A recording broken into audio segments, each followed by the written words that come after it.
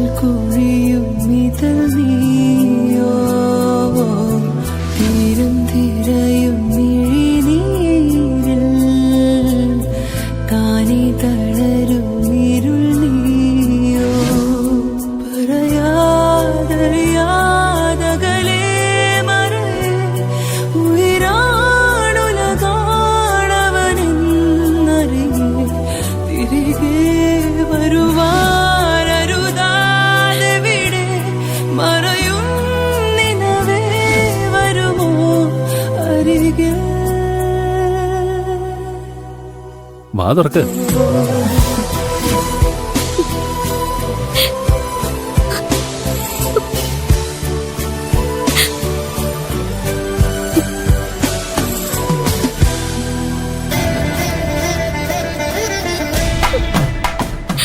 പാർവതി ആകെ തകർന്നിരിക്കുക.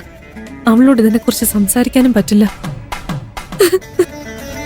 അവൾ എന്തെങ്കിലും കടുങ്കായി കാണിക്കോ, അതോ കുഞ്ഞിന്റെ അച്ഛൻ ആരാണെന്ന് കണ്ടുപിടിക്കാൻ ഇറങ്ങി തിരിക്കൂ?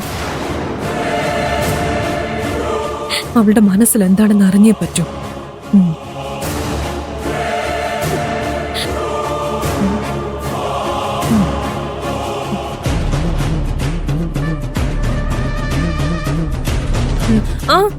പറയൂ.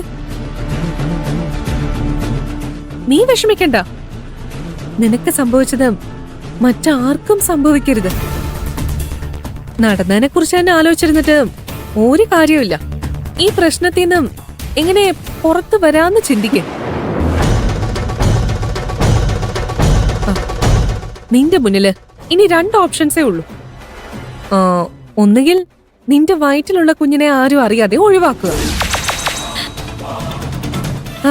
അല്ലെങ്കിൽ പിന്നെ ഈ സ്നേഹിക്കുന്ന പയ്യനെ കാര്യങ്ങൾ പറഞ്ഞ് മനസ്സിലാക്കിപ്പിച്ച് നിന്നെ കല്യാണം കഴിക്കാൻ പറയണം. ഇതല്ലാതെ നിന്റെ മുന്നിൽ വേറെ ഓപ്ഷൻ ഒന്നുമില്ല. എന്തിനാ പെട്ടെന്ന് ആരെയോ വിളിച്ച് ഗർഭത്തെ കുറിച്ചൊക്കെ സംസാരിക്കുന്ന? അത് എന്റെ മുന്നിൽ വെച്ച് എന്റെ അവസ്ഥയെ പറ്റി അറിഞ്ഞു കാണോ? ഇത് നിനക്ക് മറച്ചു വെക്കാൻ പറ്റുന്നൊരു കാര്യമല്ല. അധികം വൈകാതെ ഇതെല്ലാരും അറിയും. അങ്ങനെ സംഭവിച്ചാ നിന്റെ കുടുംബത്തിന്റെ അവസ്ഥ എന്താകുമെന്നൊന്ന് ആലോചിച്ചു നോക്ക്. ഒരു നിമിഷത്തിൽ പറ്റിപ്പോയൊരു അബദ്ധത്തിന്റെ പേരില് നിന്റെ കുടുംബവും ശിക്ഷ അനുഭവിക്കണം. ഇതിനു വേണ്ടി നിന്റെ കാമുകന്റെ കാല് പിടിച്ച് കല്യാണത്തിന് സമ്മതിപ്പിക്കുന്നതിൽ ഒരു നാണക്കേട് തോന്നേണ്ട കാര്യമില്ല. നിന്റെ വീട്ടുകാരൊക്കെ വലിയ അഭിമാനികളല്ലേ? നിന്റെ അവസ്ഥയെക്കുറിച്ച് അറിഞ്ഞ് അതിന്റെ വിഷമത്തിലെ നിന്റെ അച്ഛനും അമ്മയും ആത്മഹത്യ ചെയ്താലോ?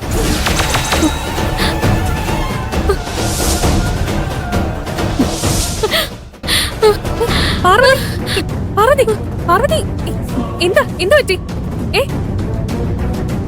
നീ ഓക്കെ അല്ലേ?